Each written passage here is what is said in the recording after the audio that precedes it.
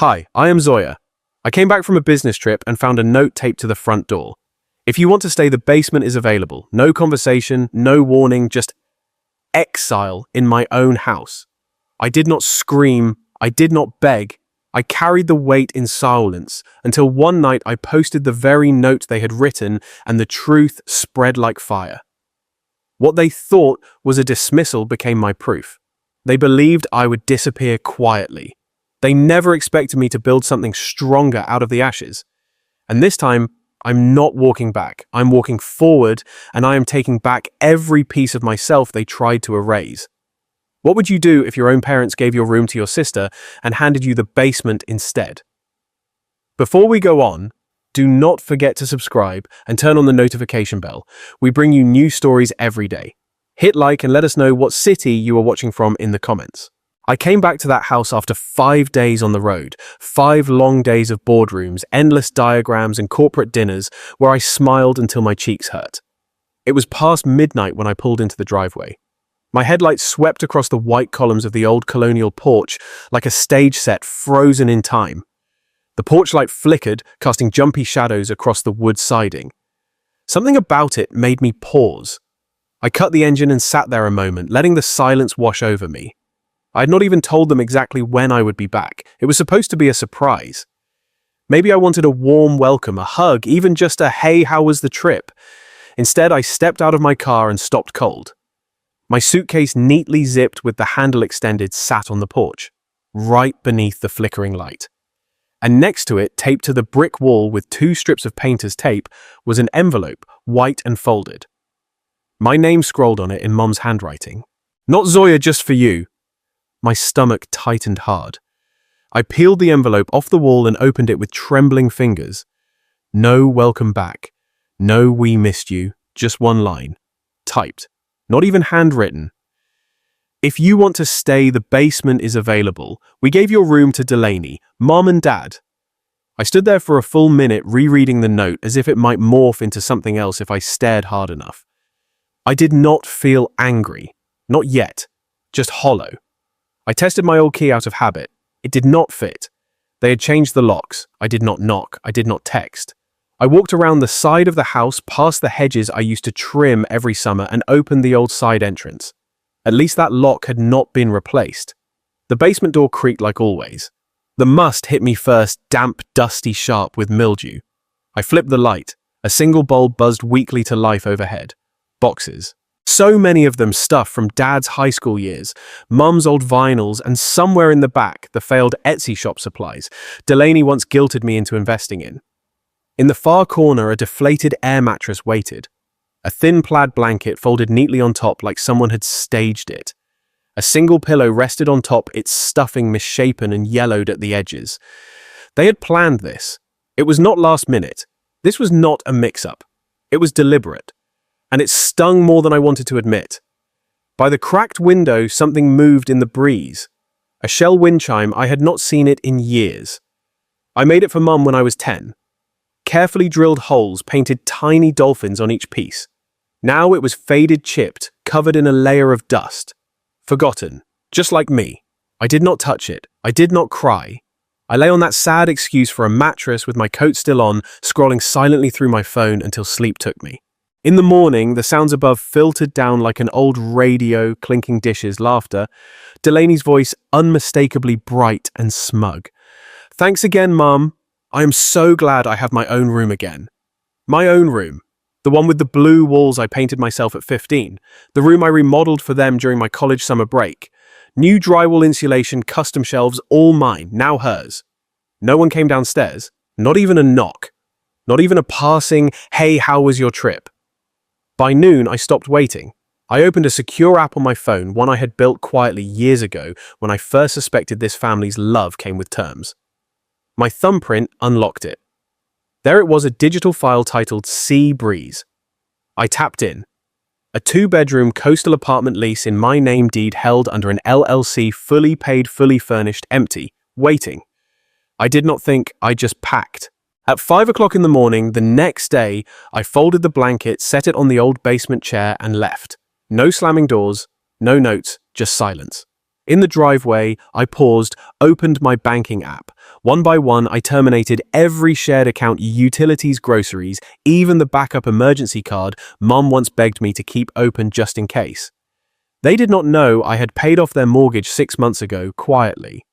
I wanted to help them. I thought love looked like that. Turns out it just brought them enough comfort to pretend I never mattered. As I shut the door of my new apartment hours later, ocean breeze wafting in through the window, I stared at the screen. A bank receipt glowed softly, transfer complete. $178,430, Mitchell family home mortgage, paid in full. I did not scream, I did not plead, I just left and took every cent with me. The road curved along the shore as I pulled into the garage of my apartment. Nothing grand, just clean lines and silence I did not have to earn. By the time the sun had climbed into the hazy sky, the house I once called home had already started humming with its usual rhythm. Only this time, I was not part of it. I did not even unpack right away. I stood in the doorway for a while, letting the salty air drift in. A white sheer curtain lifted slightly with the breeze like a quiet nod from the ocean itself. The eucalyptus candle on the counter gave off a sharp, clean scent, so different from the dampness of the basement from mothballs and fried onions and floor cleaner. I breathed it in like I had not taken a full breath in weeks. The silence was not empty. It was restful, grounding.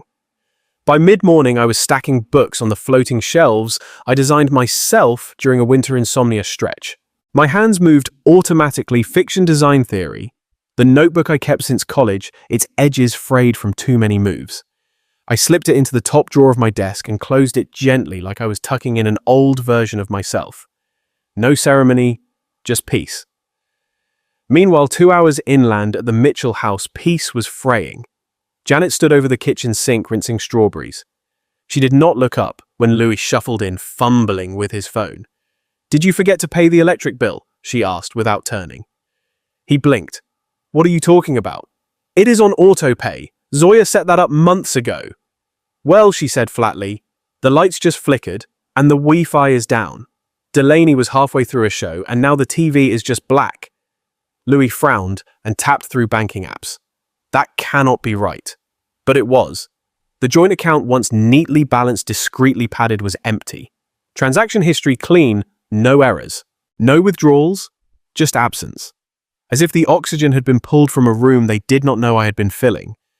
Delaney leaned on the banister, half asleep, holding a coffee mug with chipped nail polish. "You could just ask her, you know," she yawned. "Maybe her app glitched." Janet snorted. "I am not begging her to explain herself. She knows how we operate. They always did think I would come running or apologizing or smoothing things over like I used to. But silence has its own gravity. Back at my place, I was folding towels and lining them in the hall closet. There was something soothing about it, stacking what was mine, not owed. I poured myself tea and walked to the small balcony. The waves below did not crash. They murmured instead. That kind of quiet becomes a teacher.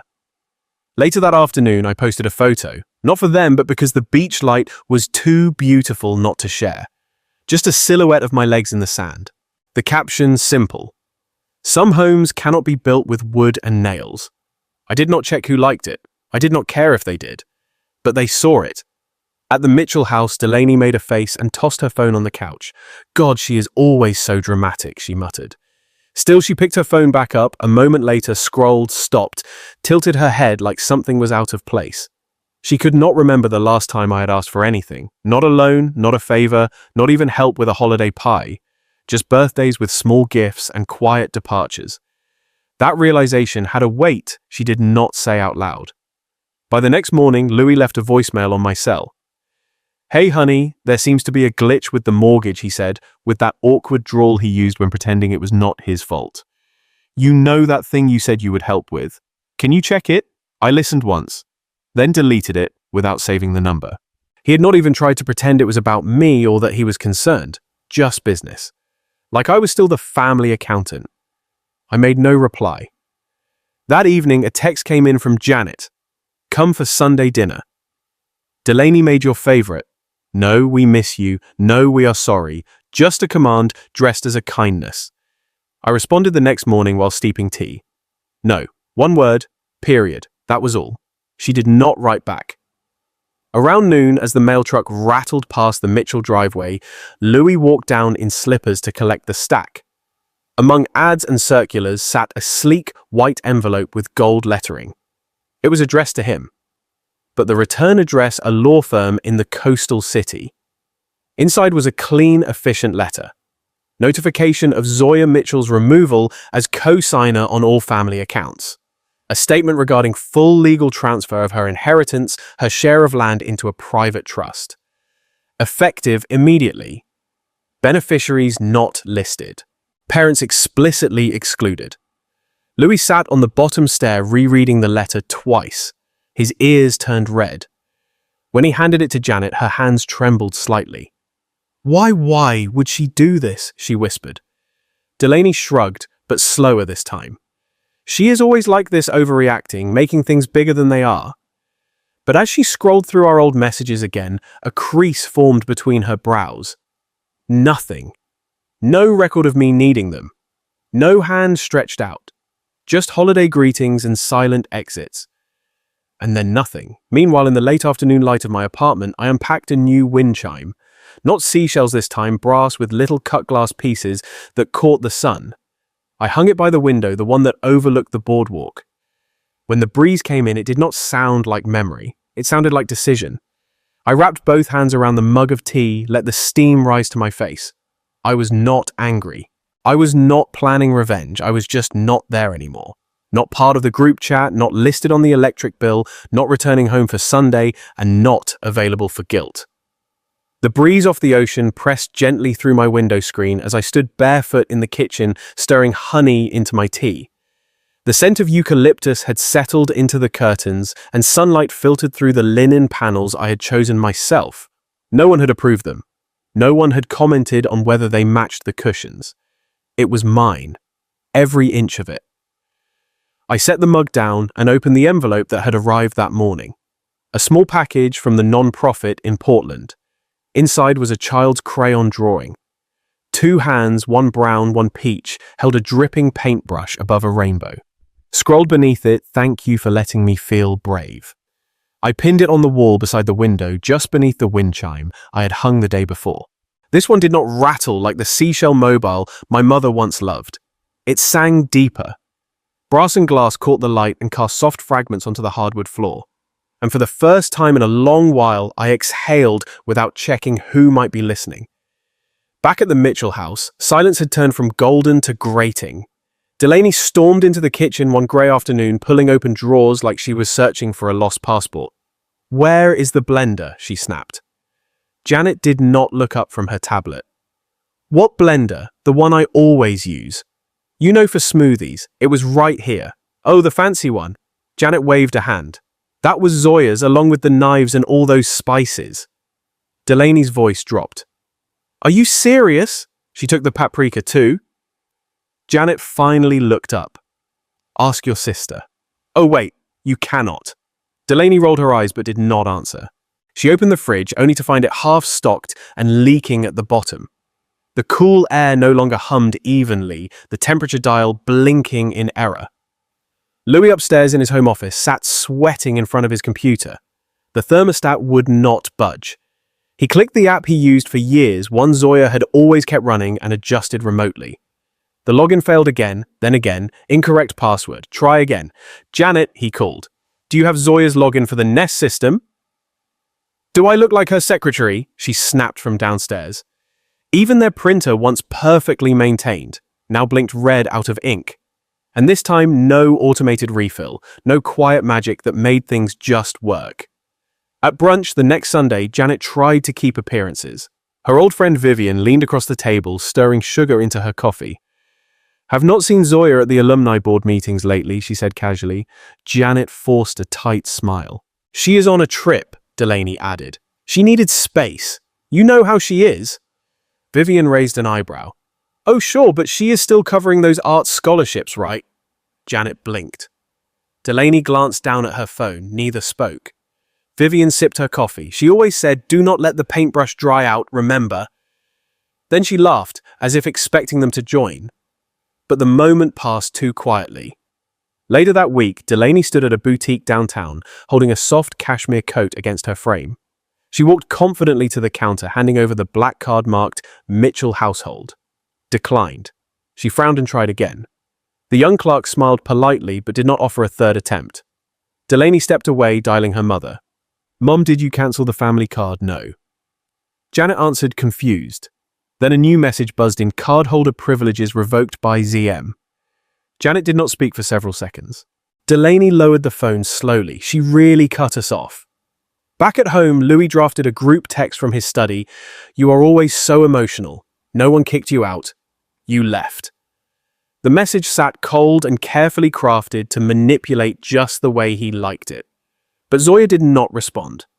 Instead, a quiet bomb appeared on her social media later that night. A photo of the handwritten note they had taped to her door months ago. "If you want to stay live in the basement." The caption beneath it read simply, "History has witnesses." The comments came quickly. A few people gasped, a few sent hearts, but her silence beneath it said more than any reply ever could. At the Mitchell house, Janet had begun pulling bedsheets from Zoya's old room. She threw open windows, dusted off the dresser-lit lavender candles. "She will not be back," she muttered. "No need for it to smell like her." That night, the bed frame creaked. A door down the hall moaned open. Delaney sat up straight. "Mum?" she whispered. "Nothing." She padded to the hallway barefoot, hearing something faint like laughter, soft, almost teasing, but no one was there. A few days later, I met Professor Layton, my mentor from college, for lunch in a small cafe by the marina. She always wore too many bangles and never apologized for her red lipstick bleeding slightly into the lines around her mouth. I love that about her. As we picked at slices of avocado toast, she leaned forward. "You okay?" she asked, not as a formality, but as someone who had taught me how to survive critique. I stirred my iced tea and said, "You ever realize home was just a place that survived off your silence?" She watched me for a moment, eyes soft. Sometimes silence is expensive. I nodded. That night I sat by the window sipping tea. The wind chimes sang gently, shimmering in the moonlight. The child's drawing still fluttered in its pin. I reached out, smoothing the corner. And in that small, quiet moment, I knew this was where I chose to belong. Sometimes your loudest statement is simply not showing up. The message sat in my inbox unopened. "Hope you are well," it read in the preview bar. From Janet, of course. I did not need to click it to know it was hollow. Not apology, not accountability, just a weak olive branch tossed from a sinking ship. I shut my laptop and poured tea into my favorite chipped mug, the one I kept from the old house before I walked out. That mug had survived more tantrums and slammed doors than I could count.